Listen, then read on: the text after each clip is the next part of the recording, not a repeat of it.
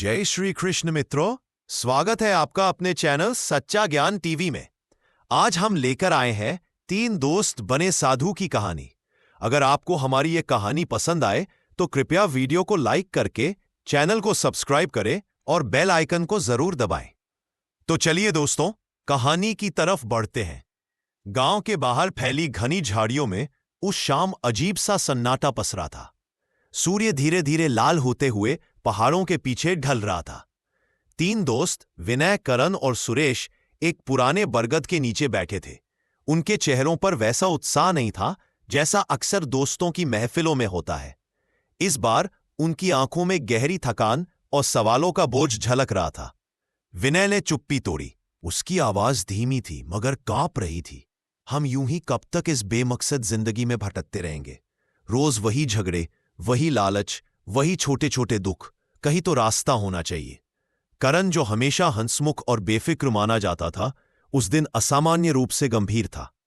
उसने मिट्टी में लकड़ी से गोल गोल निशान बनाते हुए कहा, रास्ता है मगर वो आसान नहीं। सब छोड़ना होगा, सब कुछ। सुरेश चौंक उठा। मतलब घर परिवार, खेत, गांव सब छोड़ दें और जाएं कहां? उस पल हवा का एक तेज झोंका आया और पेड़ की पत्तियां सरसराने लगी। ऐसा लगा जैसे प्रकृति खुद उनकी बात सुन रही हो।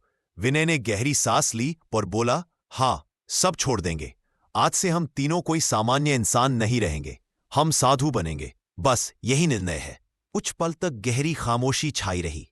तीनों की निगाहें एक दूसरे पर टिक गईं। उनके दिल की धड़कनें इतनी तेज थीं कि मानो बाहर सुनाई दे रही हों। करण ने धीरे धीरे सिर हिलाया। सुरेश की आंखों में भय और उम्मीद दोनों तैर रहे थे। आखिरकार उसने भी कांपती आवाज में हामी भर दी, ठीक है, अगर यही सच में हमारा रास्ता है तो मैं भी साथ हूं। बरगद के नीचे उस रात तीनों ने हाथ जोड़कर एक अजीब संकल्प लिया। कोई शपथ पत्र नहीं, कोई गवाह नहीं, बस 3 दोस्त और एक अनजाना वादा। उनके होठों से निकले शब्द बहुत हल्के थे मगर असर भारी। अब से हम साधु हैं। हमारी मंजिल अज्ञात है मगर रास्ता पक्का है। और उसी क्षण जैसे ही अंधेरा गहराने लगा, उनकी जिंदगी की पुरानी किताब बंद हो गई और एक नई रहस्यमयी यात्रा की पहली पंक्ति लिख दी गई। बरगद के नीचे लिए गए उस फैसले के बाद तीनों दोस्त घर नहीं लौटे। गांव की ओर से आती बैलों की घंटियां और बच्चों की किलकारियां धीरे धीरे उनकी स्मृतियों से धुंधली पड़ती जा रही थीं। वे चुपचाप जंगल की ओर बढ़ गए। आसमान पर अब पूरी तरह रात उतर आई थी। चांद बादलों के पीछे छिप छिप कर निकल रहा था, मानो उनकी परीक्षा ले रहा हो। रात की ठंडी हवा में पेड़ों से आती अजीब सी सरसराहट गूंज रही थी। दूर किसी अनजान जीव की आवाज ने सुरेश के कदम रोक दिए। उसने घबराकर पीछे मुड़कर देखा और फुसफुसाते हुए कहा, क्या हम सही कर रहे हैं? ये अंधेरे में यूं भागना, कहीं ये सब पागलपन तो नहीं? विनय ने उसके कंधे पर हाथ रखकर कहा, डर तो होगा ही, लेकिन डर के उस पार ही मंजिल है।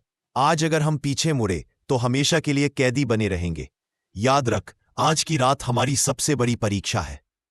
करण ने थोड़ा आगे बढ़कर एक सूखी लकड़ी उठाई और उसे मशाल बना लिया। उसने सूखे पत्तों से आग जलाकर कहा, अगर हमें साधु बनना है तो अंधेरे को अपना साथी बनाना होगा और आग को अपना सहारा। तीनों ने मशालों की रोशनी में एक छोटा सा घेरा बनाया और वहीं जमीन पर बैठ गए। रात गहरी होती गई। आसमान पर तारे ऐसे चमक रहे थे मानो उन्हें देख रहे हो। उस घड़ी उन्होंने अपनी आंखें मूंद लीं और एक एक करके अपने दिल के डर बाहर उकेरने लगे। सुरेश बोला, मुझे डर है कि कहीं परिवार की याद मुझे कमजोर ना कर दे। विनय ने कहा, मुझे डर है कि हमारी दोस्ती कहीं इस सफर में टूट ना जाए। करण ने फुसफुसाते हुए कहा, मुझे डर है कि साधु बनकर भी हम सच्चाई तक ना पहुंच पाएं। उनकी आवाजें कांप रही थीं मगर संकल्प मजबूत होता जा रहा था। तीनों ने अग्नि की लपटों को देखते हुए शपथ ली, आज से हमारा कोई नाम नहीं, कोई पहचान नहीं, हम बस साधक हैं। हम उस रास्ते पर चलेंगे जहां अंधेरा हमें रोकेगा और रोशनी हमें पुकारेगी। चाहे कुछ भी हो जाए, हम पीछे नहीं मुड़ेंगे। जैसे ही उन्होंने ये शब्द बोले, अचानक हवा का तेज झोंका आया और मशाल की लौ भड़क उठी।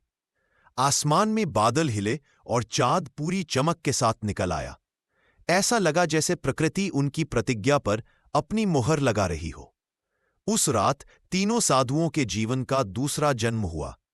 और इसी के साथ शुरू हुई एक यात्रा रहस्य, डर और अनकहे सवालों से भरी हुई। रात का संकल्प लेने के बाद सुबह की पहली किरणों ने जब जंगल को सुनहरी चादर से ढक दिया तो तीनों साधुओं की यात्रा सचमुच शुरू हुई। पक्षियों की चहचहाहट के बीच उनके कदमों की आहट गूंज रही थी। वे अब गांव से दूर निकल चुके थे। उनके कंधों पर कोई सामान नहीं था, बस शरीर पर साधारण कपड़े और आंखों में एक अनजानी मंजिल की चमक। लेकिन प्रकृति का रास्ता कभी सीधा नहीं होता। दोपहर तक चलते चलते घना जंगल और भी गहराता चला गया। चारों ओर ऊंचे ऊंचे पेड़ थे, जिनकी शाखाएं इतनी पास थीं कि सूरज की रोशनी मुश्किल से भीतर पहुंच रही थी। हवा में नमी थी और एक अजीब खामोशी छाई हुई थी। अचानक झाड़ियों में सरसराहट हुई। सुरेश ने चौंककर कदम रोक दिए। क्या सुना तुमने? उसने धीमी आवाज में पूछा। विनय ने अपनी सांस रोक ली। करण ने आगे बढ़कर झाड़ियों की ओर देखा और तभी उनकी आंखों के सामने वह दृश्य आया जिसने उनकी पहली परीक्षा तय कर दी। झाड़ियों से धीरे धीरे एक बाघ निकल रहा था। उसकी आंखें पीली चमक रही थीं और उसके दांतों पर खून के धब्बे थे। लगता था कि अभी अभी उसने शिकार किया है, लेकिन फिर भी उसकी भूख शांत नहीं हुई थी। उसके कदम भारी और जानलेवा थे। तीनों दोस्त जम गए। शरीर पसीने से तर हो गया। सुरेश ने कांपते हुए कहा, भगवान, अभी तो सफर शुरू हुआ था, यही अंत होगा क्या? विनय ने धीरे धीरे हाथ उठाया और कहा, नहीं, अगर हम सच में साधु बने हैं तो हमें डर से भागना नहीं है। यही हमारी पहली परीक्षा है। बाघ उनकी ओर बढ़ रहा था। उसकी गुर्राहट से जमीन कांपती सी लग रही थी। करण ने तुरंत पास की एक लंबी लकड़ी उठा ली, लेकिन उसके हाथ कांप रहे थे। विनय ने अपनी आंखें बंद कर ली और गहरी सांस लेते हुए मन ही मन प्रार्थना की। अचानक करण ने लकड़ी जमीन पर पटक दी और जोर से चिल्लाया, जा, हमें मत छूना, हम साधक हैं। उसकी आवाज पूरे जंगल में गूंज गई। बाघ एक पल को ठिठका। उसकी आंखों में अजीब सी उलझन झलकी, जैसे वह सोच रहा हो कि सामने खड़े ये इंसान डर क्यों नहीं रहे। इसी बीच विनय ने धीरे धीरे कदम आगे बढ़ाए और हाथ जोड़ लिए। उसकी आवाज शांत मगर दृढ़ थी। हम तेरा शिकार नहीं, हम तेरे अतिथि हैं। अगर तू चाहता है तो हमें यही समाप्त कर दे, लेकिन याद रख, यह सिर्फ शरीर है, आत्मा नहीं। ये शब्द सुनकर कुछ अद्भुत हुआ। बाघ गरजना बंद कर धीरे धीरे पीछे हटने लगा। उसकी आंखों की पीली चमक अब मंद पड़ गई। वह पलटकर झाड़ियों में चला गया और घने जंगल में गुम हो गया। तीनों दोस्तों ने राहत की गहरी सांस ली। उनकी टांगें अब कांप रही थी, मगर दिल में एक अजीब आत्मविश्वास पैदा हो चुका था। यह उनकी पहली परीक्षा थी और वे सफल हुए थे। सुरेश ने धीरे से कहा, शायद यही साधु बनने का मतलब है, डर को जीतना। करण ने मुस्कुराकर जोड़ा, और अगर हम डर से जीत सकते हैं तो हमसे बड़ी कोई ताकत नहीं। विनय की आंखों में चमक आ गई। उसने आसमान की ओर देखा और कहा, पहली परीक्षा पार हो गई, अब असली सफर शुरू होगा। और सचमुच ये तो बस शुरुआत थी। आगे उनके लिए ऐसे ऐसे रहस्य इंतजार कर रहे थे जिनकी उन्होंने कल्पना भी नहीं की थी। बाघ से बच निकलने के बाद तीनों दोस्तों के भीतर अजीब सी शक्ति जाग उठी थी, जैसे उनकी आत्मा ने पहली बार डर से आजादी चखी हो। वे अब और भी गहरे जंगल में चले आए थे। आसमान पर धूप ढल रही थी और सूरज की लालिमा धीरे धीरे अंधेरे में बदल रही थी। पेड़ों के बीच से छणकर आती हवा में नमी और ठंडक घुली हुई थी। चलते चलते उन्हें एक सूखा कुआं दिखा। पास ही एक छोटा सा टूटा फूटा मंदिर खड़ा था, जिसकी दीवारों पर काई जमी थी और जगह जगह दरारें थीं। वहां चारों तरफ अजीब सी निस्तब्धता थी, मानो समय खुद थम गया हो। सुरेश ने धीमी आवाज में कहा, यह जगह तो छोड़ दी गई लगती है, लेकिन यहां एक अजीब सी ऊर्जा महसूस हो रही है। तभी अचानक मंदिर के अंधेरे कोने से कोई आवाज आई, ऊर्जा नहीं, चेतावनी है। तीनों एक साथ चौंक गए। उन्होंने मशाल ऊंची की और देखा, अंदर एक वृद्ध साधु बैठे थे। उनकी दाढ़ी घुटनों तक लंबी थी और आंखें मानो अंगारों की तरह चमक रही थीं। उनका शरीर हड्डियों का ढांचा था, मगर आभा ऐसी कि डर और श्रद्धा दोनों साथ साथ पैदा हो। विनय ने आगे बढ़कर हाथ जोड़ लिए। प्रणाम महाराज, हम साधक बनने की राह पर निकले हैं। वृद्ध साधु ने ठंडी मुस्कान दी और गहरी आवाज में कहा, साधक? साधक बनना आसान नहीं है। तुमने पहला कदम उठाया है, मगर आगे ऐसे मार्ग मिलेंगे जो तुम्हारे दोस्ती, तुम्हारे विश्वास और तुम्हारी आत्मा को तोड़ डालेंगे। करण ने जिज्ञासापूर्वक पूछा, क्या मतलब? कौन से मार्ग? साधु ने अपनी उंगली से मंदिर की टूटी दीवार की ओर इशारा किया। वहां पर लाल रंग से कुछ श्लोक लिखे थे। अक्षर पुराने और कांपते हाथों से लिखे लगते थे। वह बोला, यहां से गुजरने वाले हर साधक को 3 परीक्षाएं देनी पड़ती हैं। पहली परीक्षा तुम्हारे सामने आ चुकी है, भय की परीक्षा। लेकिन अब बाकी 2 परीक्षाएं बाकी हैं। एक परीक्षा तुम्हें दोस्ती तोड़ने पर मजबूर करेगी और दूसरी तुम्हारे भीतर की सच्चाई को उजागर करेगी। अगर तुम असफल हुए तो यहां से जीवित लौटना नामुमकिन होगा। तीनों दोस्तों ने एक दूसरे की ओर देखा। सुरेश के चेहरे पर डर साफ झलक रहा था। करण के होंठ सूख गए थे और विनय के माथे पर पसीने की बूंदें चमकने लगीं। साधु अचानक हंस पड़ा। उसकी हंसी सुनसान जंगल में गूंज उठी। सावधान रहो, हर चीज वैसी नहीं होगी जैसी दिखती है। जो तुम्हें साथी लगेगा वही तुम्हारा दुश्मन भी हो सकता है, और जो दुश्मन लगेगा वही तुम्हारा मार्गदर्शक निकल सकता है। इतना कहकर वृद्ध साधु ने अपनी आंखें बंद कर ली। उसका शरीर धीरे धीरे धुंध की तरह गायब होने लगा। कुछ ही पल में वहां केवल धूल और टूटी दीवारें रह गईं। सुरेश ने घबराकर कहा, ये कैसे गायब हो गया? ये सचमुच था या सिर्फ माया? करण ने दबी आवाज में कहा, अगर ये माया थी भी, चेतावनी तो सच्ची थी। विनय ने दीवार पर लिखे श्लोक को ध्यान से देखा। उसके अक्षर चमकने लगे थे, जैसे आग की लपटें हों। उसने गहरी आवाज में कहा, अब हमें तय करना होगा। हम इस राह पर आगे बढ़ेंगे या वापस लौट जाएंगे। लेकिन लौटने का विकल्प अब उनके लिए बचा ही नहीं था, क्योंकि चेतावनी ने उनके दिलों में डर से भी बड़ा बीज बो दिया था, संदेह का। वृद्ध साधु की रहस्यमयी चेतावनी अभी भी उनके दिलों में गूंज रही थी। तीनों आगे बढ़े, मगर अब उनके कदम पहले जैसे हल्के नहीं थे। हर झाड़ी, हर परछाई, हर हवा का झोंका अब उन्हें शक की नजर से देखने पर मजबूर कर रहा था। ऐसा लग रहा था जैसे जंगल खुद उन्हें परख रहा हो। दिन बीतते बीतते वे एक चौड़ी नदी के किनारे आ पहुंचे। पानी का बहाव तेज था और उसकी गहराई देखकर ही मन सिहर उठता था। किनारे पर अजीब सी चुप्पी थी, जैसे यहां कोई आता ही नहीं। सूरज डूबने को था और पानी पर लालिमा फैल चुकी थी। करण ने चारों ओर देखते हुए कहा, अब आगे तो यही नदी है।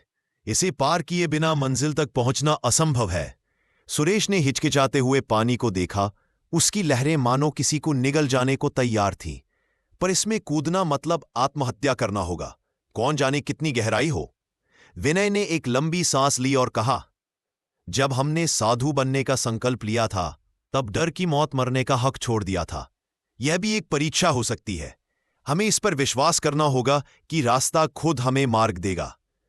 तीनों जैसे ही आगे बढ़ने को हुए, अचानक पानी में कुछ अजीब सा दिखाई दिया। एक लकड़ी के संदूक जैसा डिब्बा जो बहाव के खिलाफ स्थिर खड़ा था। यह दृश्य इतना विचित्र था कि वे सब चौंक पड़े। करण ने धीरे से कहा, देखो, वह बह भी नहीं रहा, मानो किसी अदृश्य हाथ ने उसे वहीं थाम रखा हो। सुरेश घबराकर पीछे हट गया। नहीं नहीं, इसमें जरूर कुछ अपशकुन है। यह हमें फंसाने का जाल हो सकता है। लेकिन विनय धीरे धीरे पानी के किनारे तक पहुंचा। उसकी नजरें उस संदूक पर टिकी थीं। कुछ क्षणों तक उसने मौन साधा, फिर उसने जोर से आवाज लगाई, अगर तू हमारे लिए आया है तो सामने आ जा, अगर छल है तो बह जा। जैसे ये शब्द निकले, नदी की लहरें अचानक तेज हो गईं और संदूक किनारे की ओर बढ़ने लगा। तीनों के दिल की धड़कनें तेज हो गईं। आखिरकार वह संदूक उनके सामने आकर ठहर गया।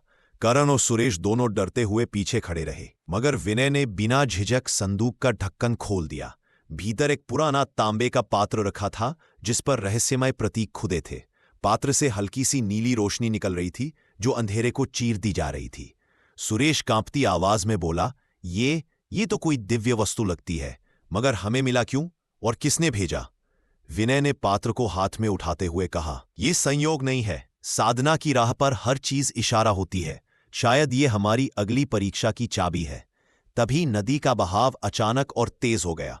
पानी की लहरें उफनने लगीं, मानो गुस्से में हों, और हवा में फिर वही आवाज गूंज उठी, हर वस्तु वरदान भी है और अभिशाप भी। सावधान रहो, यह पात्र तुम्हारे बीच खाई भी बना सकता है। तीनों ने घबराकर चारों ओर देखा, मगर वहां कोई नहीं था, बस नदी की गड़गड़ाहट और हवाओं की सनसनाहट। करण ने पात्र को देखते हुए गंभीर स्वर में कहा, अगर यह हमारी मंजिल तक पहुंचने की कुंजी है तो ये हमें जोड़ेगा भी और तोड़ेगा भी। सवाल यह है, कौन इसे अपने पास रखेगा? उस क्षण दोस्ती के बीच पहली दरार की आहट सुनाई दी। रात गहरी हो चुकी थी। नदी पार करने के बाद तीनों साधु एक ऊंचे टीले पर पहुंचे और वहीं आग जलाकर रुक गए। दिन भर की थकान शरीर पर भारी थी, मगर मन उससे भी ज्यादा उलझा हुआ था। तांबे का वह पात्र पास ही रखा था, उसकी नीली चमक अभी भी मंद मंद टिमटिमा रही थी। सुरेश बेचैनी से करवटें बदल रहा था। उसकी नजरें बार बार उस पात्र पर जाती और हर बार उसकी धड़कन तेज हो जाती। करण ने भी अपने कपड़े से पात्र को ढक दिया, लेकिन भीतर की रोशनी जैसे कपड़े को भेदकर बाहर आ रही थी। विनय ने धीरे से कहा, आज सो जाओ, जो भी रहस्य है सुबह हमें रास्ता दिखाएगा। तीनों ने आंखें मूंद ली, मगर नींद में भी बेचैनी उनका पीछा करती रही। और फिर हुआ कुछ ऐसा जिसकी उन्होंने कल्पना भी नहीं की थी। विनय ने सपना देखा, वह अकेला एक सुनसान मंदिर में खड़ा है। चारों तरफ टूटी मूर्तियां और बिखरे दीपक पड़े हैं। अचानक वही तांबे का पात्र उसके सामने आता है और खुल जाता है। उसमें से आग की लपटें निकलती हैं और एक आवाज गूंजती है, अगर इसे संभाल ना सके तो ये तुम्हें ही भस्म कर देगा। करण का सपना बिल्कुल अलग था। उसने देखा वह एक पहाड़ी पर खड़ा है और उसके दोनों साथी कहीं दूर छूट गए हैं। उसके हाथ में वही पात्र है, लेकिन उसकी चमक अब सुनहरी हो गई है। आसमान से एक स्वर सुनाई देता है, ये पात्र तेरा अधिकार है, बाकी सब धोखा है। सुरेश का सपना सबसे विचित्र था। उसने देखा नदी के बीच एक विशाल नाग कुंडली मारे बैठा है। पात्र उसकी जीभ पर रखा है।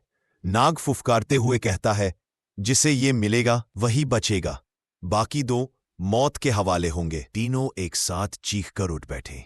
उनके माथे पर पसीना था और सांसें तेज चल रही थी। चौंकाने वाली बात यह थी कि उन्होंने जो देखा वह अलग अलग होते हुए भी एक दूसरे से जुड़ा हुआ था। करण ने सबसे पहले कहा, मैंने साफ देखा, ये पात्र मेरा है, यह मुझे मिला है और मेरा ही होना चाहिए। विनय ने उसकी ओर कठोर नजरों से देखा, नहीं, ये किसी एक का नहीं है, यह हमारी परीक्षा है। अगर हम इसे बांट नहीं सके तो यह हमें तोड़ देगा। सुरेश कांपती आवाज में बोला, मेरे सपने में तो ये मौत का कारण बना था। अगर सचमुच ऐसा है तो हमें इसे छोड़ देना चाहिए। लेकिन पात्र वहीं पड़ा था, नीली रोशनी के साथ, मानो वह उनकी बातों को सुन रहा हो और उनके मनों के बीच धीरे धीरे जहर भर रहा हो। आग की लपटें धीरे धीरे बुझने लगी। रात गहरी हो गई। तीनों की आंखों में अब न नींद बची थी न चैन। रहस्य ने पहली बार उनकी दोस्ती पर साया डाल दिया था, और यही तो था सपनों का संदेश। आगे का सफर अब सिर्फ मंजिल तक पहुंचने का नहीं, बल्कि एक दूसरे को बचाने या मिटाने का होगा। सुबह की पहली किरणें जंगल की नमी को सुनहरी धुंध में बदल रही थीं। रात के भयानक सपनों के बाद तीनों साधु खामोशी में थे। किसी के पास शब्द नहीं थे, बस आंखों में अनकहे सवाल थे। तांबे का पात्र उनके बीच रखा था, मानो उनकी दोस्ती का मौन कसौटी बन गया हो। चलते चलते वे एक पहाड़ी रास्ते पर पहुंचे। चढ़ाई कठिन थी, लेकिन अजीब बात यह थी कि जैसे कोई अदृश्य शक्ति उन्हें उसी दिशा में खींच रही हो। सुरेश ने हाफते हुए कहा, हम क्यों इस ओर जा रहे हैं? क्या हमें पता भी है कि कहां पहुंचेंगे? विनय ने गहरी नजर से आगे देखा। नदी ने हमें यह पात्र दिया है और अब यह रास्ता खुद हमें आगे बुला रहा है। जो भी होगा हमें देखना ही होगा। कुछ दूर चढ़ने के बाद उन्होंने एक विशाल चट्टान देखी। उसके बीच एक दरार थी जो साधारण दरार नहीं लगती थी। दरार के भीतर से ठंडी हवा निकल रही थी और उसमें सीलन और किसी पुरानी सुगंध का मिश्रण था। करण ने झुककर देखा और धीमी आवाज में कहा, यह कोई साधारण दरार नहीं, यह तो गुफा का द्वार है। तीनों मशाल जलाकर भीतर घुसे। गुफा अंधेरी थी, लेकिन उसकी दीवारों पर विचित्र चिन्ह खुदे थे। कभी त्रिकोण, कभी वर्तुल, तो कभी ऐसी रेखाएं जो देखने में मानो हिल रही हों। सुरेश ने कांपती आवाज में कहा, ये चिन्ह तो जैसे जिंदा हों। देखो, ये हल्के हल्के चमक रहे हैं। गुफा के भीतर जाते जाते हवा ठंडी होती गई। अचानक उन्हें एक विशाल कक्ष मिला। बीचों बीच एक टूटा हुआ वेदी स्थान था जिस पर पुराने दीपक रखे थे। दीवारों पर उकेरे गए श्लोक अब साफ दिख रहे थे। विनय ने मशाल उठाकर पढ़ने की कोशिश की। जो साधक सत्य की राह पर चले वह यहां अपनी आत्मा देखेगा, जो धोखे की राह चुने वह यहीं अपना विनाश पाएगा। करण ने तुरंत कहा, यह तो हमें ही संबोधित लगता है, जैसे ये गुफा हमें जानती हो। इसी बीच तांबे का पात्र जो विनय के पास था अचानक नीली रोशनी से चमक उठा। उसकी किरणें सीधी गुफा की दीवार पर पड़ी और वहां छिपे नए श्लोक उभर आए। उन अक्षरों में लिखा था, 3 साधक 3 राह, एक राह मुक्ति की, एक राह मृत्यु की और एक राह छल की। चुनो वरना सब मिट जाएगा। सुरेश पीछे हट गया। उसकी सांसें तेज हो गई। इसका मतलब हमें अब अलग होना होगा? विनय ने गहरी आवाज में कहा, नहीं, हम अलग हुए तो वही होगा जो ये गुफा चाहती है। हमें साथ रहकर ही रास्ता खोजना होगा। लेकिन करण के चेहरे पर अजीब सी चमक थी। वह वेदी के पास गया और बोला, शायद यही वह जगह है जहां मुझे वो मिलेगा जिसका सपना मैंने देखा था। विनय और सुरेश ने चौंककर उसकी ओर देखा। उनके मन में डर और संदेह का बीज और गहरा हो गया। गुफा की दीवारें मानो उनकी बातों को सुन रही थीं और अचानक पूरे कक्ष में गूंजती हुई वही आवाज आई जिसे वे पहले भी सुन चुके थे। याद रखो, सत्य का मार्ग सबसे कठिन है और सत्य तक पहुंचने के लिए तुम्हें पहले अपने भीतर की परछाई से लड़ना होगा। अगले ही पल मशाल की लौ कांप उठी और गुफा के भीतर सन्नाटा ऐसा छा गया मानो वह श्वास रोके इंतजार कर रही हो उनकी अगली परीक्षा का। गुफा की ठंडी और गूंजती दीवारों में तीनों साधु एक दूसरे के पास खड़े थे। तांबे का पात्र अब उनकी बीच की जगह में चमक रहा था और उसकी नीली किरणें दीवारों पर विचित्र रूपों में पड़ रही थीं। यह वह जगह थी जहां उनके सपनों, भय और दोस्ती की कसौटी होने वाली थी। विनय ने धीरे से कहा, अब हमें आगे बढ़ना होगा। गुफा खुद हमें रास्ता दिखाएगी अगर हम एक दूसरे पर भरोसा रखेंगे। सुरेश ने उसकी ओर देखा। आंखों में चिंता साफ झलक रही थी। लेकिन ये श्लोक जो देखे, लगता है कि हमारी दोस्ती ही परीक्षा है। क्या हम इसमें टिक पाएंगे? करण ने 50-50 कदम आगे बढ़कर पात्र को हाथ में उठाया। उसकी आंखों में अजीब चमक थी। उसने कहा, शायद हमें यह पात्र केवल एक ही को मिलेगा और मुझे लगता है कि यह मेरा है। विनय और सुरेश दोनों ने उसकी ओर गंभीर नजर डाली। उनके दिल में पहली बार संदेह और अविश्वास की लकीर खिंच गई। विनय ने संयमित स्वर में कहा, करण, याद रखो, यह हमारी परीक्षा है, किसी एक का अधिकार नहीं। अगर हम इसे लेकर अलग हुए तो यह गुफा हमें नष्ट कर देगी। लेकिन करण की आंखों में लालसा की चमक थी। अचानक उसने विनय की नजरें चुराई और धीरे से कहने लगा, मैं जानता हूं तुम्हारे लिए डर है, लेकिन यह पात्र मुझे मिलेगा और अगर तुम्हें चाहिए तो अपनी राह खुद चुनो। मैं इसे अपने लिए रखता हूं। सुरेश हक्का बक्का रह गया। उसका दिल तेजी से धड़क रहा था। उसने विनय की ओर देखा और फुसफुसाया, क्या करण सच में ऐसा कर सकता है? विनय ने सिर हिलाया, लेकिन भीतर उसे भी डर लगने लगा। उन्होंने पहली बार महसूस किया कि गुफा की परीक्षा केवल भय की नहीं, बल्कि भरोसे और मित्रता की भी थी। करण ने अचानक पात्र की चमकती नीली रोशनी को अपने शरीर के पास रखते हुए पीछे हटने का प्रयास किया। उसी पल गुफा में हल्की कंपन हुई। दीवारों की चमक तेज हो गई और श्लोकों के अक्षर जैसे हवा में तैरने लगे। देखो, गुफा हमें चेतावनी दे रही है, विनय ने जोर से कहा। लेकिन करण ने कोई जवाब नहीं दिया। उसका चेहरा स्थिर और कठोर हो गया था। सुरेश ने पसीने से तर होते हुए कहा, अगर यही विश्वासघात है तो हमारी दोस्ती खत्म हो जाएगी। हम कैसे इससे बाहर निकलेंगे? लेकिन विनय ने धीरे से करण की ओर बढ़कर कहा, करण, यह सिर्फ परीक्षा है। अगर हम अपने भीतर की शक्ति नहीं दिखाएंगे तो यह गुफा हमें निगल जाएगी। इसे अकेले मत लेने की कोशिश करो। करण ने कुछ पल के लिए रुककर देखा, फिर बिना कुछ कहे गहरी सांस लेकर पात्र को जमीन पर रख दिया। उसका चेहरा हल्का शांत हुआ, मगर उनकी आंखों में अब एक नई खतरनाक समझदारी थी। पहला विश्वासघात उनके भीतर ही जन्म चुका था और यह केवल शुरुआत थी। गुफा में हवा अब धीमी होने लगी। दीवारों की चमक फीकी पड़ गई। लेकिन तीनों जानते थे कि उनके बीच की दरार अब पहले जैसी कभी नहीं होगी। पहले विश्वासघात ने यह स्पष्ट कर दिया था, साथ होना आसान नहीं और राह कठिन है। गुफा में पहला विश्वासघात न केवल तीनों दोस्तों के बीच दरार छोड़ गया था, बल्कि उनके मन में एक अजीब सा डर भी घर कर गया। बाहर अंधेरा गहरा चुका था और पेड़ों की सरसराहट में हर आवाज असली या कल्पित दोनों लग रही थी। तांबे का पात्र अब जमीन पर पड़ा था। नीली रोशनी हल्की हल्की टिमटिमा रही थी, जैसे उनका ध्यान खींच रही हो। चलते चलते वे जंगल की ओर निकले। हर कदम के साथ हवा में खामोशी और बढ़ती जा रही थी। तभी अचानक दूर से एक धीमी खौफनाक आवाज सुनाई दी, सत्य की राह, परीक्षा अभी बाकी है। सुरेश रुक गया और कांपते हुए बोला, किसने कहा? वहां तो कोई भी नहीं है। विनय ने चारों ओर देखा। अंधेरे में केवल पेड़ थे और पेड़ों के बीच घनी छाया। मैं भी सुन रहा हूं, ये आवाज हमारे अंदर से नहीं है। ये गुफा की चेतावनी से भी अलग है, कुछ अज्ञात है। करण ने झुके हुए स्वर में कहा, अगर ये वही गुफा है तो हमें कोई परीक्षा देने आया है। लेकिन ये आवाज ये जानती है कि हम तीनों अलग अलग डर और लालसा में हैं। जैसे ही उन्होंने कदम आगे बढ़ाया, आवाज फिर गूंजी, इस बार तेज और स्पष्ट। जो साथी विश्वासघात करेगा वह अपनी आत्मा खो देगा। जो साथी डर से भागेगा वह जीवन नहीं पाएगा। और जो साथी अपने भीतर की शक्ति पहचान लेगा वही बच पाएगा। तीनों की सांसें तेज हो गईं। सुरेश ने फुसफुसाया, इसका मतलब हमारी दोस्ती, हमारी समझ और हमारी हिम्मत ही परीक्षा में है। लेकिन इसे कैसे पास करें? विनय ने गंभीर स्वर में कहा, हमें अपने भीतर झांकना होगा। डर, लालसा, शंका, सब कुछ सामने लाना होगा।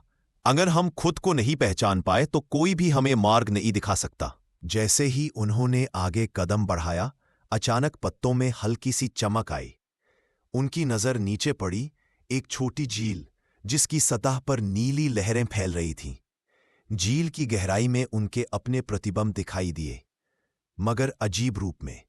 विनय का प्रतिबिंब उससे बड़ा और शक्तिशाली दिखाई दे रहा था। करण का प्रतिबिंब लालच और छल में उलझा हुआ था और सुरेश का प्रतिबिंब डर के घेरे में फंसा हुआ। आवाज फिर गूंजी, देखो अपने भीतर, यही तुम्हारी असली परीक्षा है। जो डर को पार करेगा वही रास्ता पाएगा। जो लालच या अविश्वास में फंसेगा वही गुफा में खो जाएगा। तीनों दोस्तों ने पहली बार सच में एक दूसरे की आंखों में देखा। डर, संदेह और लालसा, सब कुछ अब छिपाया नहीं जा सकता था। यह अज्ञात आवाज न केवल चेतावनी दे रही थी, बल्कि उनके अंदर की कमजोरियों को सामने ला रही थी। सुरेश ने धीरे से कहा, हमने अब तक जो भी किया वह केवल शुरुआत थी। अब हमें खुद को साबित करना होगा और शायद एक दूसरे पर भी भरोसा करना पड़ेगा। विनय ने तांबे के पात्र को उठाया और कहा, हमारी परीक्षा अब शुरू हुई है। अज्ञात आवाज ने रास्ता दिखाया है, लेकिन इसे पार करना हमारी शक्ति और मित्रता दोनों पर निर्भर करेगा। और इसी अंधेरे जंगल में उन तीनों के बीच खामोशी छा गई।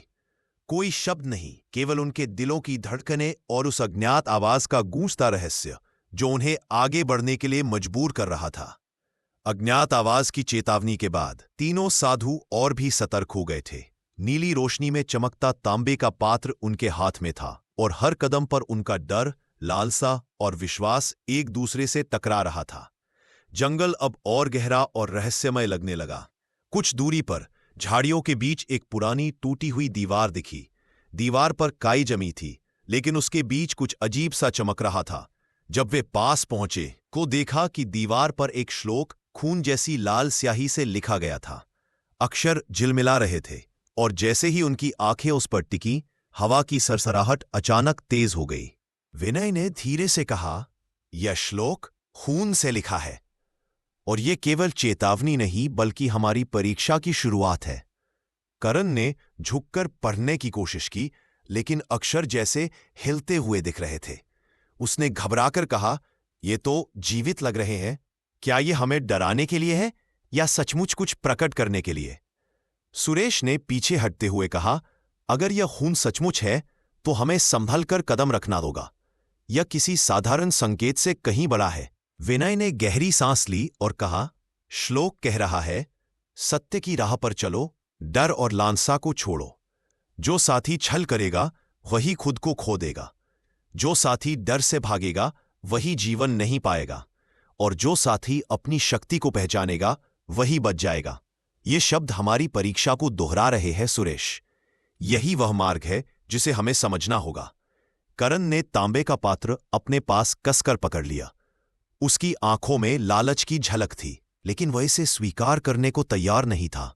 शायद यही संकेत है कि यह पात्र किसी एक का होना चाहिए, उसने फुसफुसाया। विनय ने धीरे से उसके हाथ से पात्र छूते हुए कहा, करण, यह पात्र सिर्फ एक का नहीं है। यह हमारी परीक्षा है। अगर इसे अकेले रखने की कोशिश की तो गुफा हमें नहीं छोड़ेगी। तभी दीवार पर खून के श्लोक की चमक और तेज हो गई।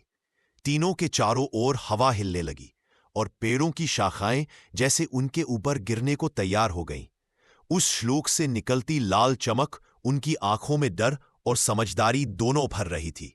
सुरेश ने कांपते हुए कहा, हमारे सामने 3 राहें हैं, गर्व, लालच और शक्ति। हमें फैसला करना होगा कि कौन सा मार्ग अपनाना है। गलत कदम और ये सब खत्म हो सकता है। विनय ने तांबे का पात्र उठाया और उसे अपने दिल के पास रखा। उसने धीरे से कहा, अब हम समझ गए हैं। ये केवल चेतावनी नहीं, बल्कि हमारी आत्मा की कसौटी है। हमें डर को पार करना होगा और लालच को त्याग कर अपनी शक्ति पहचाननी होगी। करण और सुरेश ने उनकी ओर देखा। उनके बीच की खाई अभी भी मौजूद थी, लेकिन पहली बार उन्होंने महसूस किया कि केवल एक साथ रहकर और एक दूसरे पर भरोसा करके ही वे इस रहस्यमय गुफा की परीक्षा पास कर सकते हैं। और इसी क्षण खून से लिखा श्लोक अपनी चमक धीरे धीरे कम करने लगा, मानो उन्हें यह संकेत दे रहा हो, सच्चाई की राह चुनो या फिर गुम हो जाओ। खून से लिखा श्लोक और उसकी चेतावनी से झुर्रियां उनके चेहरे पर गहरी हो गई थीं। तीनों साधु अब और भी सतर्क थे। जंगल की छाया उन पर भारी पड़ रही थी और तांबे का पात्र उनके बीच लगातार चमक रहा था, मानो उनकी आत्माओं की परीक्षा ले रहा हो। चलते चलते वे जंगल के एक किनारे पहुंचे, जहां घास से ढकी एक संकरी सड़क जंगल के बीच गायब हो रही थी। तभी अचानक एक तेज सरसराहट हुई। तीनों रुक गए। हवा में कोई अजीब ठंडक घुल गई। कौन है? सुरेश ने फुसफुसाते हुए पूछा।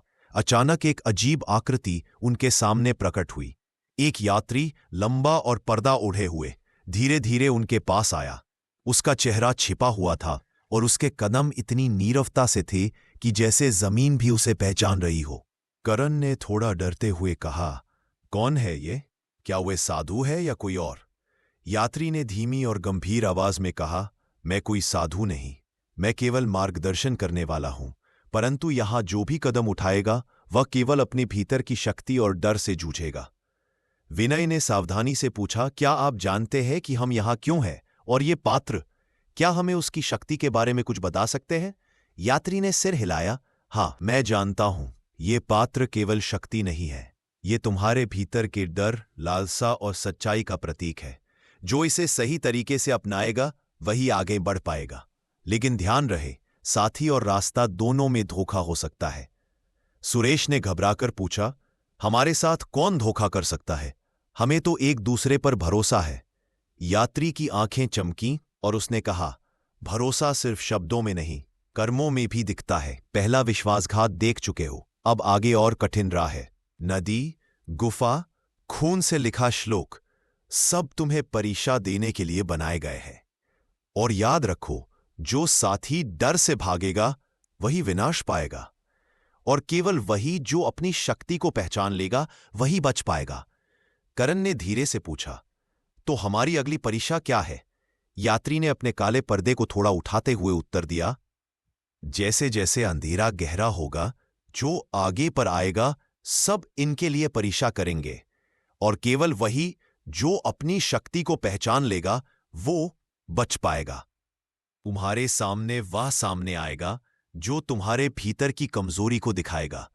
तुम देखोगे, सुनोगे और अनुभव करोगे, और तब तुम्हें अपने भीतर की सच्चाई से सामना करना होगा। याद रखना, सत्य, भय और लालच तीनों में सबसे कठिन होता है। और इसके बाद वह यात्री बिना कुछ और कहे जंगल में गायब हो गया। उसकी उपस्थिति मानो हवा में घुल गई थी और जंगल फिर उसी अजीब खामोशी में डूब गया। तीनों साधु एक दूसरे की ओर देखने लगे। उनके चेहरे पर डर, संदेह और रोमांच का मिश्रण था। हमारे सामने अब केवल गहरी परीक्षा है, और शायद हमारी दोस्ती ही इस रहस्य से जूझने की सबसे बड़ी ताकत होगी। करण ने तांबे के पात्र को हाथ में कसकर लिया और बोला, यात्रा मुश्किल है, पर हमें आगे बढ़ना ही होगा। कोई भी, चाहे अज्ञात यात्री हो या गुफा की शक्ति, हमें रोक नहीं सकती। सुरेश ने सिर हिलाया और धीरे धीरे कदम बढ़ाए। तीनों अब गहरी छाया में आगे बढ़े, जहां अंधेरा, रहस्य और उनकी परीक्षा सब कुछ साथ साथ प्रतीक्षा कर रहे थे। तीनों साधु अब गहरी जंगल की ओर बढ़ रहे थे। हवा ठंडी और नम थी, और हर पेड़ की शाखा मानो उनके कदमों को रोकने के लिए आगे बढ़ रही हो। अज्ञात यात्री की चेतावनी उनके दिमाग में लगातार गूंज रही थी। सत्य, डर और लालच की परीक्षा अभी बाकी है। रास्ता संकरा और कठिन था। जमीन पर सूखे पत्तों और कांटेदार झाड़ियों का घना जाल था। करण बार बार अपने पैरों को झाड़ियों में फंसाता और पीछे हटते हुए कहता, हम सही राह पर हैं या फिर ये केवल भ्रम है? ये जंगल हमें भटकाने के लिए तो है ही। विनय ने उसकी ओर देखा और गंभीर स्वर में कहा, हमें भ्रमजाल में फंसने नहीं देना। याद रखो, केवल भय और लालच हमें अलग कर सकते हैं। हमें अपने भीतर की शक्ति पहचाननी होगी। सुरेश ने धीरे से पूछा, लेकिन ये भ्रमजाल कैसे काम करता है? कभी कभी मुझे लगता है कि रास्ता वही है जो दिख रहा है, लेकिन अगले ही पल वह गायब हो जाता है। विनय ने चारों ओर देखा। सचमुच पेड़ और झाड़ियां मानो अपनी जगह बदल रही थीं। पगडंडी ने उन्हें अपनी दिशा नहीं दिखाई दी, और हर कदम पर अंधेरा उन्हें और घेरने लगा। यह वही परीक्षा है, विनय ने कहा। यह जंगल तुम्हारे मन और आत्मा की माया दिखा रहा है। जो भ्रम में फंसेगा वह रास्ता खो देगा। जो अपने डर और लालच पर काबू पाएगा वही आगे बढ़ेगा। तभी अचानक एक हल्की रोशनी दिखाई दी। तीनों उसकी ओर बढ़े, लेकिन जैसे ही वे पास पहुंचे, वह रोशनी गायब हो गई।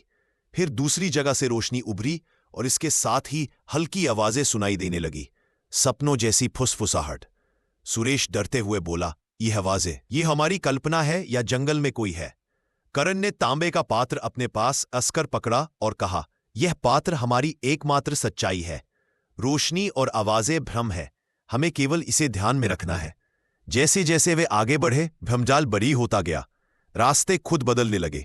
पेड़ों के बीच गहरे अंधकार में उन्हें कभी अपने प्रतिबिंब दिखाई दिए, कभी अपने भाई का चित्र। करण ने देखा कि उसका प्रतिबिंब उसे पात्र छीनते हुए दिखा रहा था। सुरेश अपने प्रतिबिंब को डरते हुए देखा, और विनय ने देखा कि उसका प्रतिबिंब अपनी ताकत खो चुका है। विनय ने धीरे से कहा, देखो, यह केवल परीक्षा है। यह हमें डराने के लिए है, हमें तोड़ने के लिए नहीं। हमें अपने भीतर की शक्ति पहचाननी होगी। हमें एक दूसरे पर भरोसा करना होगा। केवल तभी हम इस भ्रमजाल से बाहर निकल पाएंगे। तीनों ने हाथ में हाथ डाला और तांबे के पात्र को बीच में रखा। उनकी आंखों में दृढ़ता की चमक थी। जैसे ही उन्होंने विश्वास और शक्ति के साथ आगे कदम बढ़ाए, जंगल की छाया कुछ हद तक हल्की होने लगी। भ्रमजाल की जकड़न धीमी हो गई और पगडंडी फिर से सामने दिखी। सुरेश ने राहत की सांस ली, हमने इसे पार कर लिया। यह सचमुच हमारी परीक्षा थी। करण ने गंभीर स्वर में कहा, पहली परीक्षा केवल भय और लालच की थी। यह भ्रमजाल हमें दिखा रहा है कि केवल विश्वास और एकजुटता से ही आगे बढ़ा जा सकता है। विनय ने तांबे के पात्र की नीली रोशनी को देखा और मुस्कुराया, और यह केवल शुरुआत है। असली रहस्य अभी सामने आने वाला है। जैसे ही उन्होंने आगे देखा, जंगल और भी गहरा और रहस्यमय हो गया। उनके कदम अब केवल आगे बढ़ने का साहस नहीं, बल्कि अज्ञात का सामना करने का दृढ़ संकल्प भी थे। जैसे ही तीनों साधु भ्रमजाल से बाहर आए, उन्होंने महसूस किया कि जंगल की हवा और भी ठंडी और रहस्यमय हो गई थी। हर पेड़ की छाया अब उनका पीछा कर रही थी, मानो वे केवल प्रतीकात्मक नहीं, बल्कि जीवित हों। विनय ने तांबे का पात्र अपनी हथेली में कसकर रखा, और तीनों ने ध्यानपूर्वक आगे बढ़ना शुरू किया। कुछ दूरी पर घने पेड़ों के बीच एक बड़ा खुला मैदान दिखाई दिया। वहां अजीब सी खामोशी थी। अचानक हवा में हल्की सरसराहट के साथ छायाएं दिखाई दी। ये छायाएं इंसानी आकार की थीं, लेकिन उनका चेहरा और शरीर धुंधला और अस्थिर था। वे किसी सभा की तरह मैदान में इकट्ठा हो गईं। करण ने अपनी आंखें चौड़ी कर कहा, ये क्या है? ये जीवित है या सिर्फ परछायां? सुरेश ने कांपते हुए कहा, ये वही आवाजें और प्रतिबिंब हैं जो गुफा और भ्रमजाल में आए थे, लेकिन यह अब एक पूरी सभा की तरह लग रही है। विनय ने गहरी सांस ली और कहा, ध्यान से सुनो, यह हमारी अगली परीक्षा है। छायाएं केवल डर और लालच नहीं दिखा रही हैं, वे हमारे भीतर छिपे सच को उजागर कर रही हैं। जो इसे समझ जाएगा वही आगे बढ़ पाएगा। छायाएं धीरे धीरे आगे बढ़ीं और उनके चारों ओर गोल घेरे में खड़ी हो गईं। हर छाया की आंखें नीली रोशनी की तरह चमक रही थी। अचानक उनकी आवाजें गूंजने लगीं, सभी एक साथ। सत्य, शक्ति और विश्वास का परीक्षण अब होगा। जो साथी अपनी आंतरिक शक्ति को पहचान लेगा वही सुरक्षित रहेगा। जो डर या लालच में फंसेगा वह गुम हो जाएगा। तीनों दोस्तों ने एक दूसरे की ओर देखा। डर, संदेह और लालसा अब पूरी तरह स्पष्ट हो गए थे। करण ने धीरे से कहा, यदि यह परीक्षा है तो हमें इसे अकेले नहीं पार करना चाहिए। हमें विश्वास और एकजुटता दिखाना होगा। विनय ने तांबे का पात्र उठाया और उसे बीच में रखा। हमारा रास्ता केवल एकजुट होकर ही सुरक्षित है। यदि हम अलग होंगे तो ये छायाएं हमें निगल जाएंगी। हमें अपने भीतर की शक्ति पहचाननी होगी। जैसे ही उन्होंने हाथ में हाथ डाला, छायाएं अचानक उनके चारों ओर घूमने लगी। उनके स्वर और रूप बदलने लगे, कभी भय की, कभी लालच की, कभी अतीत की परछाएं। करण ने देखा कि उसकी छाया उसे पात्र छीनते हुए दिखा रही थी। सुरेश ने अपने डर और कमजोरी को छाया के रूप में महसूस किया। विनय ने अपनी शक्ति और साहस को पहचानते हुए छाया का सामना किया। तीनों ने सांसें रोककर एक दूसरे की आंखों में दृढ़ता देखी। धीरे धीरे छायाएं शांत होने लगी। उनका स्वर मंद पड़ गया और वे धीरे धीरे हवा में घुल गई।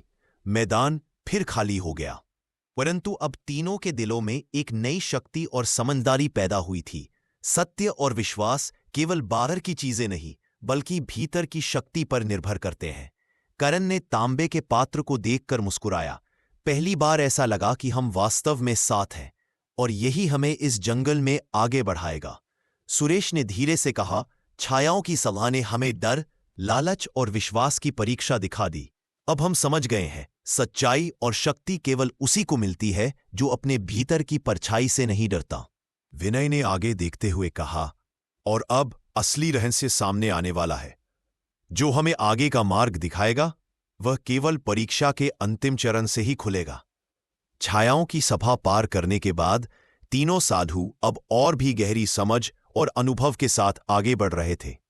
जंगल की हवा ठंडी और तेज थी, लेकिन उनके भीतर का डर धीरे धीरे कम हो रहा था। तांबे का पात्र अब उनके बीच स्थिर चमक रहा था, जैसे उनकी परीक्षा का प्रतीक हो। विनय ने देखा कि रास्ता अचानक एक संकरी घाटी में बदल गया। चारों तरफ सिर्फ पत्थर और घने पेड़ थे। घाटी की दीवारें इतनी ऊंची थीं कि सूरज की रोशनी मुश्किल से नीचे तक पहुंच रही थी। यह जगह, सुरेश ने घबराकर कहा, कुछ तो छुपा रही है। यह इतनी खामोश क्यों है? करण ने तांबे के पात्र को कसकर पकड़ते हुए कहा, यह जंगल हमें डराने की कोशिश कर रहा है, पर अब हम समझ चुके हैं कि भय केवल हमारे भीतर है, बाहर नहीं। हमें आगे बढ़ना ही होगा। घाटी के बीचों बीच एक छोटी नदी बह रही थी। पानी इतना साफ और शुद्ध था कि तीनों अपने प्रतिबिंब देख सके, लेकिन उनके प्रतिबिंब अलग दिख रहे थे। विनय की आंखों में दृढ़ता, करण की आंखों में लालच का झुकाव और सुरेश की आंखों में डर साफ दिखाई दे रहा था। जैसे ही वे नदी के पास पहुंचे, अचानक तांबे का पात्र तेज रोशनी से चमक उठा। एक अजीब सा गर्माहट और शक्ति का अनुभव उनके शरीर में दौड़ने लगा। विनय ने कहा, देखो, यह केवल प्रकाश नहीं है, यह हमारी अंतर्निहित शक्ति है जो हमें हमारी सच्चाई दिखा रही है। सुरेश ने डरते हुए पूछा, लेकिन इसे कैसे समझें? यदि हम इसे गलत तरीके से अपनाएं तो क्या होगा? करण ने गंभीर स्वर में कहा, हमने अब तक जो सीखा है वही हमें मार्ग दिखाएगा। डर, लालच, अविश्वास को छोड़ो और अपनी शक्ति को पहचानो। यही हमारी परीक्षा का अंतिम चरण है। जैसे ही उन्होंने यह समझा, तीनों ने हाथ में हाथ डाला। तांबे का पात्र उनके बीच स्थिर रहा और नीली रोशनी अब उनके भीतर की शक्ति से मेल खा रही थी। उनके शरीर में ऊर्जा दौड़ने लगी और मन में शांति और दृढ़ता का अनुभव हुआ। तभी घाटी की दीवारों पर अजीब सा प्रकाश फैल गया। उनके चारों तरफ हवा में स्वर्णिम रेखाएं उभरने लगीं। ये रेखाएं उनके कदमों के अनुसार बदल रही थीं। विनय ने महसूस किया कि यह जंगल अब उन्हें रोकने नहीं बल्कि मार्गदर्शन कर रहा है।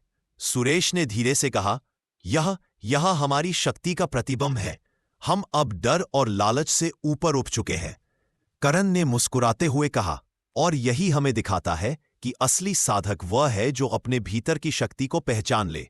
यही हमारी परीक्षा का अंतिम संदेश है। तीनों ने नदी के पार जाकर देखा कि जंगल अब पहले से शांत और सौम्य लग रहा था। पेड़ों की शाखाएं झुककर उन्हें सम्मान दे रही थीं, मानो उनके साहस और शक्ति को स्वीकार कर रही हों। तांबे का पात्र अब धीरे धीरे सामान्य चमक में लौट आया, लेकिन उनका विश्वास और शक्ति अब स्थिर और अटूट थी। विनय ने गहरी सांस ली और कहा, हमने अपनी अंतर्निहित शक्ति पहचान ली है। अब आगे का रास्ता स्पष्ट है। कोई भी भ्रम, डर या लालच हमें नहीं रोक सकता। सुरेश और करण ने सिर हिलाया। उनके भीतर नई समझ, साहस और विश्वास भर गया था, और इसी क्षण तीनों साधु महसूस करने लगे कि जंगल की हर परीक्षा केवल उनके भीतर की शक्ति को पहचानने के लिए थी। अंतर्निहित शक्ति की पहचान के बाद तीनों साधु अब पहले से कहीं अधिक स्थिर और आत्मविश्वास से भरे थे। नदी पार करने के बाद जंगल का रास्ता धीरे धीरे और खुलता गया, लेकिन वातावरण अब भी रहस्यमय और चुनौतीपूर्ण था। हर कदम पर यह महसूस हो रहा था कि कोई अदृश्य शक्ति उनका मार्ग देख रही है और उन्हें सही दिशा में ले जा रही है। विनय ने तांबे का पात्र हाथ में उठाया और कहा, हमने डर और लालच पर विजय पा ली है, लेकिन अभी भी यह रास्ता हमें अंतिम परीक्षा की ओर ले जा रहा है। हमें सतर्क रहना होगा। सुरेश ने चारों ओर देखा और फुसफुसाया, लेकिन मार्गदर्शक कौन है? हमें कोई दिखाई नहीं दे रहा। क्या यह वही अज्ञात यात्री है या कुछ और? करण ने धीरे से कहा, शायद इसे देखना ही आवश्यक नहीं है। यह शक्ति हमारी अंतर्निहित शक्ति के साथ जुड़ी है। हमें केवल उसकी चेतावनी और संकेतों को समझना है।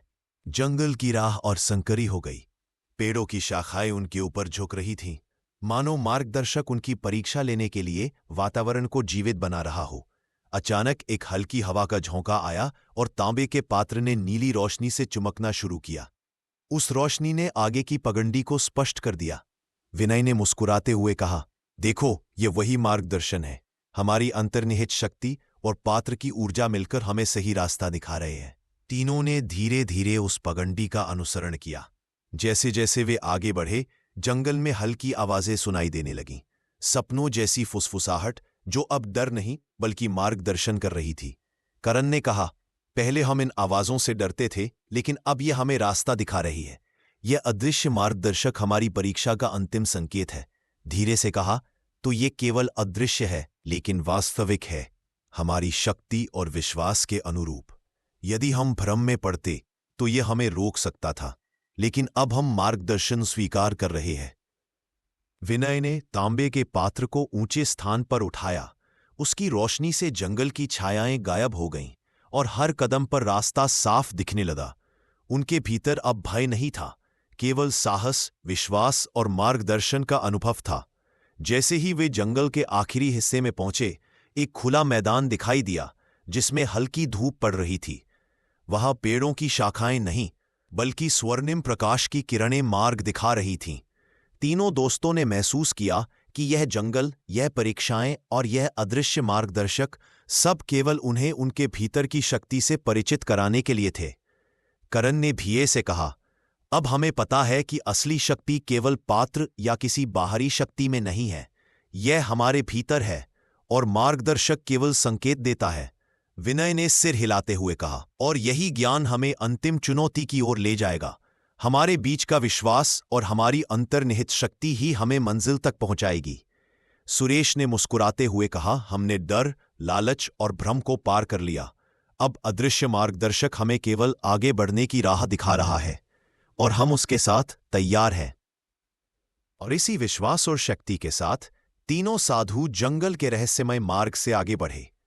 उनके कदमों में अब गति नहीं थी, बल्कि स्थिरता, साहस और अंतर्निहित शक्ति का अनुभव था। उनका अदृश्य मार्गदर्शक अब उनके भीतर था और हर कदम पर उन्हें सत्य की ओर ले जा रहा था। अदृश्य मार्गदर्शक के संकेतों का अनुसरण करते हुए तीनों साधु अब जंगल के सबसे गहरे हिस्से में पहुंच चुके थे। यहाँ की हवा पहले से और ठंडी और गंभीर थी और हर धड़कन के साथ यह महसूस हो रहा था कि कुछ रहस्य उनके सामने प्रकट होने वाला है। तांबे का पात्र अब विनय के हाथ में स्थिर था और उसकी नीली रोशनी इतनी तेज थी कि अंधेरे में भी उनके मार्ग की स्पष्टता थी। जैसे ही वे एक विशाल पुरानी चट्टान के सामने पहुंचे, करण की आंखें चौड़ी हो गईं। चट्टान पर कुछ गहरे उकेरे हुए चिन्ह और शिलालेख थे, जिनमें स्पष्ट रूप से उनका पिछला अनुभव और परीक्षाएं दर्ज थीं। विनय ने आश्चर्यचकित होकर कहा, यह हमारे पिछले सभी मार्गदर्शन, भ्रम और परीक्षाओं का रिकॉर्ड है। यह गुफा या जंगल हमारे अनुभवों को जानती थी।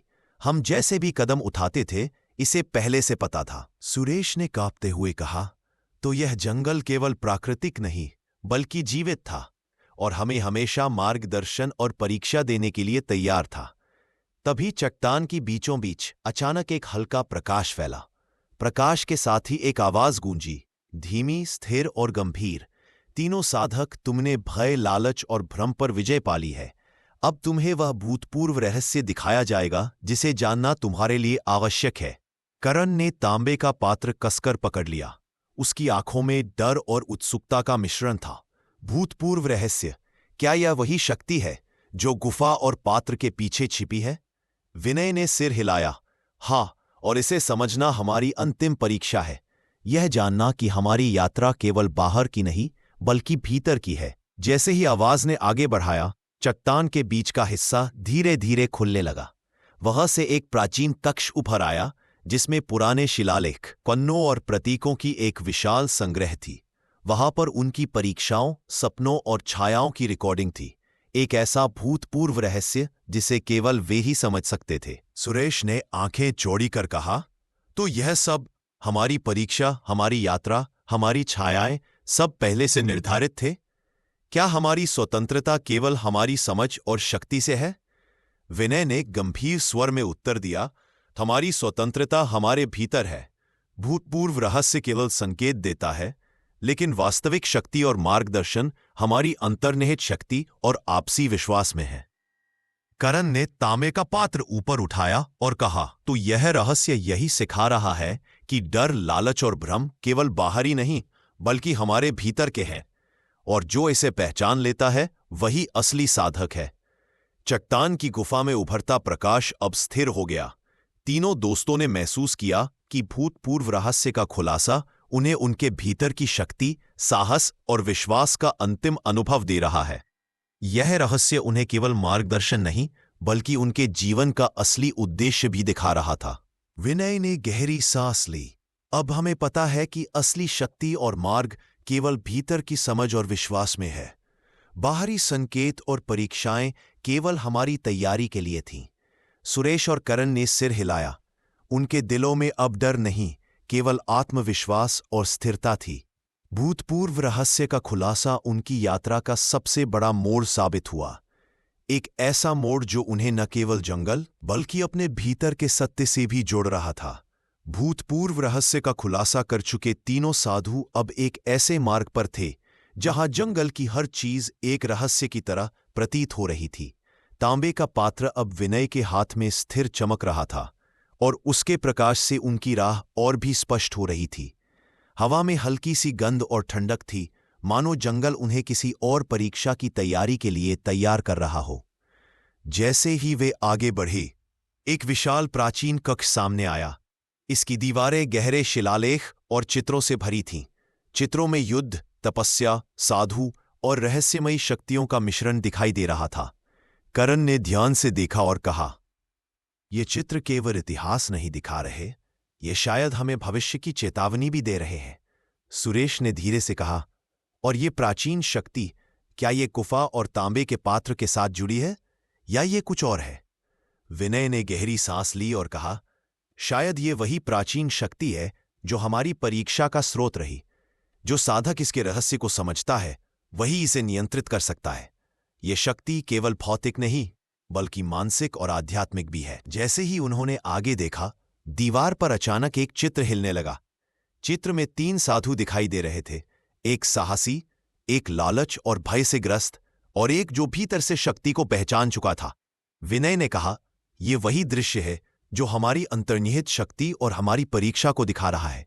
ये शक्ति केवल उसके भीतर है जो डर, लालच और भ्रम पर विजय पा लेता है। करण ने तांबे का पात्र ऊपर उठाया और कहा, तो यह शक्ति केवल बाहरी संकेतों में नहीं, बल्कि हमारे भीतर की समझ और विश्वास में है।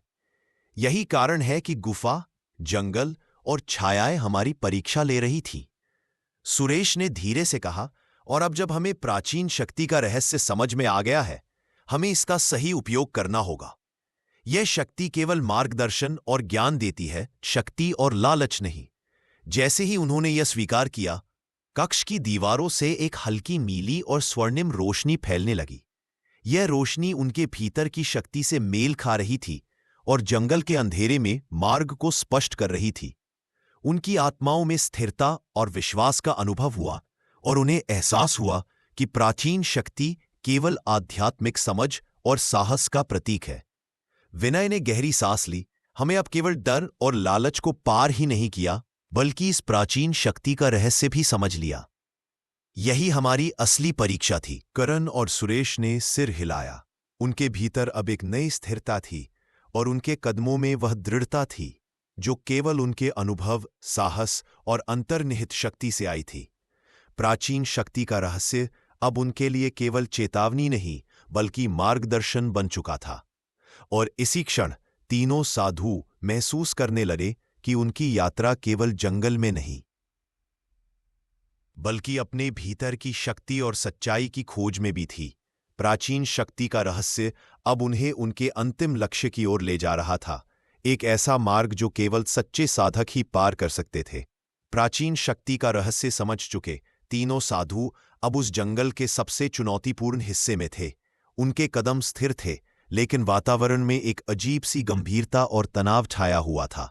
हवा ठंडी और भारी थी, और हर धड़कन के साथ यह एहसास होता था कि अब अंतिम परीक्षा शुरू होने वाली है।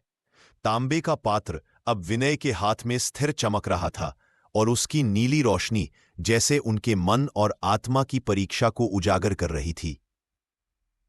जैसे ही वे आगे बढ़े, एक विशाल गुफा दिखाई दी। गुफा का मुख ऐसा था जैसे अंधकार और प्रकाश का संगम हो। भीतर से हल्की धुंध और फुसफुसाती आवाजें आती, मानो उनके डर, लालच और विश्वास को चुनौती दे रही हों। करण ने घबराकर कहा, यह गुफा अब हमारी अंतिम परीक्षा है। क्या हम इसे पार कर पाएंगे? विनय ने तांबे का पात्र ऊंचे उठाकर कहा, हमें डर, लालच और अविश्वास को पूरी तरह से पार करना होगा। केवल वही जो अपनी अंतर्निहित शक्ति पहचानता है, इस गुफा से बाहर निकल पाएगा।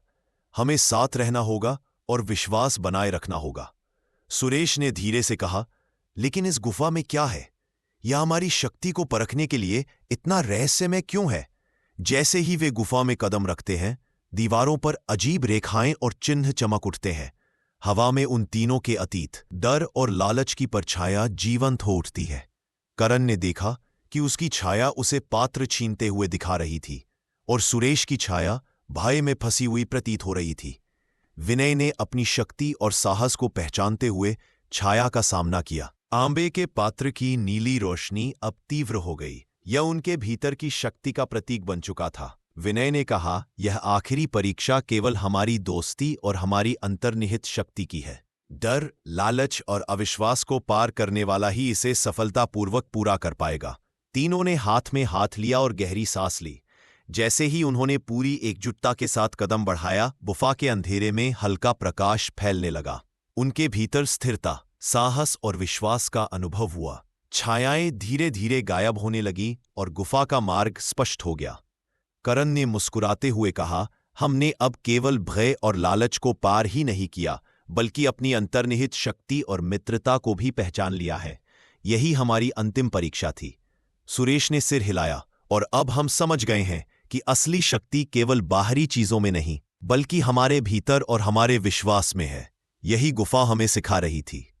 विनय ने गहरी सांस ली और कहा, हमने अपने डर, लालच और भ्रम पर विजय पा ली है।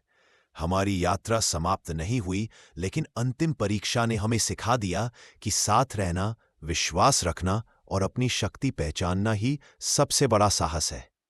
गुफा के बाहर धूप फैल रही थी। जंगल अब शांत और सौम्य लग रहा था। तांबे का पात्र अब सामान्य चमक में लौट आया, लेकिन तीनों के भीतर स्थिरता, शक्ति और समझ का अनुभव हमेशा के लिए बन चुका था। उन्होंने महसूस किया कि उनकी यात्रा केवल जंगल और परीक्षाओं तक सीमित नहीं थी, यह उनके भीतर की शक्ति और सत्य की खोज का मार्ग था। अंतिम परीक्षा पार करने के बाद तीनों साधु अब जंगल के सबसे ऊंचे टीलों की ओर बढ़ रहे थे। हवा में हल्की ठंडक और स्वच्छता का अनुभव हो रहा था, और हर कदम के साथ यह एहसास और गहरा हो रहा था कि अब उनका यात्रा का अंतिम चरण शुरू हो चुका है। तांबे का पात्र अब उनके बीच स्थिर और चमकदार था, मानो उनकी आत्माओं को शांति और शक्ति दे रहा हो।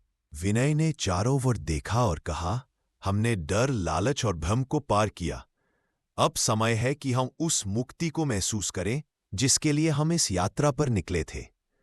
सुरेश ने धीरे से कहा, मुक्ति, क्या यह केवल हमारी आत्मा की शांति है या इस जंगल से बाहर निकलने का अनुभव भी है? करण ने मुस्कुराते हुए कहा, मुक्ति केवल बाहरी नहीं बल्कि भीतर की शांति है। अब हम जानते हैं कि असली शक्ति और स्वतंत्रता हमारे भीतर है। जंगल और गुफा केवल संकेत और परीक्षा थे। जैसे ही वे आगे बढ़े, जंगल का अंधेरा हल्का होने लगा। पेड़ धीरे धीरे पीछे हटते दिखे और उनकी शाखाएं मानो सम्मान और आशीर्वाद दे रही हों। तांबे का पात्र नीली रोशनी से चमक रहा था, लेकिन अब उसकी चमक ना डराने वाली थी, न चुनौती देने वाली, बल्कि मार्गदर्शन और शांति देने वाली थी। तीनों साधु एक ऊंचे चट्टान पर पहुंचे जहां से जंगल का पूरा दृश्य दिखाई दे रहा था। नीचे बहती नदी, हरे भरे पेड़ और दूर तक फैली घाटियां, सब कुछ शांत और सौम्य लग रहा था। विनय ने गहरी सांस ली और कहा, यह दृश्य केवल प्रकृति नहीं है, यह हमारी यात्रा, हमारी परीक्षाएं और हमारी अंतर्निहित शक्ति का प्रतिबिंब है। यही मुक्ति का क्षण है। सुरेश ने सिर हिलाया और मुस्कुराया, हमने केवल जंगल और परीक्षाओं को पार नहीं किया, बल्कि अपने भीतर की शक्तियों और विश्वास को भी पहचान लिया। यही असली मुक्ति है। करण ने तांबे का पात्र ऊपर उठाया और कहा, और अब हम समझ गए हैं, मुक्ति केवल बाहरी विजय नहीं है, यह हमारी आत्मा की शांति, हमारी अंतर्निहित शक्ति की पहचान और हमारे विश्वास की स्थिरता में है। यही असली साधना और साधक का उद्देश्य है। तीनों ने वहां खड़े होकर लंबे समय तक शांति का अनुभव किया। उनके भीतर भय, लालच और भ्रम का कोई निशान नहीं था। केवल स्थिरता, शक्ति और विश्वास बचा था। मुक्ति का यह क्षण उनके लिए केवल यात्रा का अंत नहीं, बल्कि आत्मज्ञान और सच्चाई का आरंभ था। जंगल की हल्की हवा उनके चेहरे पर पड़ रही थी, मानो उन्हें यह कह रही हो, जो अपनी शक्ति और विश्वास को पहचान लेता है वही सच्चे साधक है। तीनों साधु अब केवल जंगल के विजेता नहीं, बल्कि अपने भीतर की शक्ति और सत्य के ज्ञाता बन चुके थे। यह क्षण, यह मुक्ति उनके जीवन की सबसे बड़ी सीख और सबसे गहरी अनुभूति थी। मुक्ति के क्षण का अनुभव कर चुके तीनों साधु अब उस चट्टान पर खड़े थे जहां से उन्होंने अपनी पूरी यात्रा को महसूस किया। जंगल, गुफा, भ्रमाजाल, छायाओं की सभा, प्राचीन शक्ति, सभी परीक्षाएं अब केवल स्मृति बनकर उनके भीतर जीवित थीं। तांबे का पात्र अब नीली और स्वर्णिम रोशनी में स्थिर चमक रहा था, मानो यह उनके भीतर की शक्ति और अंतर्निहित सत्य का प्रतीक हो। विनय ने गहरी सांस ली और कहा, हमने भय, लालच और भ्रम को पार कर लिया। अब हम समझ चुके हैं कि वास्तविक शक्ति और स्वतंत्रता केवल भीतर है। बाहरी संकेत और परीक्षाएं केवल हमारी आत्मा को जागृत करने के लिए थीं। सुरेश ने धीरे से कहा, तो सत्य क्या है? क्या यह केवल हमारे भीतर की शक्ति है या इसके पीछे कुछ और भी है? करण ने तांबे का पात्र ऊंचे उठाकर कहा, सत्य केवल बाहरी नहीं है, यह भय और लालच के ऊपर उठने, विश्वास बनाए रखने और अपनी अंतर्निहित शक्ति को पहचानने में है। यही असली साधक का लक्ष्य और उद्देश्य है। अब हम इसे समझ चुके हैं। जैसे ही उन्होंने यह शब्द कहे, जंगल की हल्की हवा और सूरज की किरणें उनके चारों ओर फैलने लगी। हर चीज शांत और सौम्य लग रही थी और तीनों ने महसूस किया कि अब उनके भीतर की ऊर्जा और स्थिरता बाहरी दुनिया के लिए भी मार्गदर्शक बन सकती है। विनय ने चारों ओर देखा और कहा, सत्य की परिभाषा अब हमारे लिए स्पष्ट है। यह केवल ज्ञान या शक्ति नहीं, बल्कि साहस, विश्वास और आत्मा की स्थिरता है। जो इसे पहचानता है वही सच्चा साधक है, और यही हमारी यात्रा का अंतिम संदेश है। सुरेश ने मुस्कुराते हुए कहा, हमारी यात्रा केवल जंगल और परीक्षाओं तक सीमित नहीं थी। हमारी आत्मा की खोज, हमारी अंतर्निहित शक्ति और विश्वास की परीक्षा थी। यही असली सत्य है। करण ने तांबे का पात्र अपने सीने के पास रखते हुए कहा, और अब हम जानते हैं कि चाहे कोई भी चुनौती आए, भय, लालच, भ्रम या बाहरी शक्ति, हमें केवल अपनी अंतर्निहित शक्ति, मित्रता और विश्वास पर भरोसा करना है। यही सच्चाई का मार्ग है। तीनों साधु वहां खड़े रहे, सूरज की किरणों में स्नान करते हुए, जंगल की शांति को अपने भीतर महसूस करते हुए। उनके भीतर न केवल आत्मज्ञान का अनुभव था, बल्कि यह एहसास भी कि जीवन की वास्तविक परीक्षा केवल बाहरी दुनिया में नहीं, बल्कि हमारे भीतर की शक्ति, साहस और विश्वास में होती है। और इसी प्रकार तीन दोस्त साधु बनकर जंगल की रहस्यमय यात्राओं, छायाओं की सभा, प्राचीन शक्ति और अंतर्निहित साहस के अनुभव के बाद अपने भीतर की सच्चाई और शक्ति को पहचानकर सत्य की परिभाषा को जीवित कर गए। यह उनकी यात्रा का अंत नहीं, बल्कि जीवन की सीख और आत्मज्ञान का स्थायी प्रारंभ था।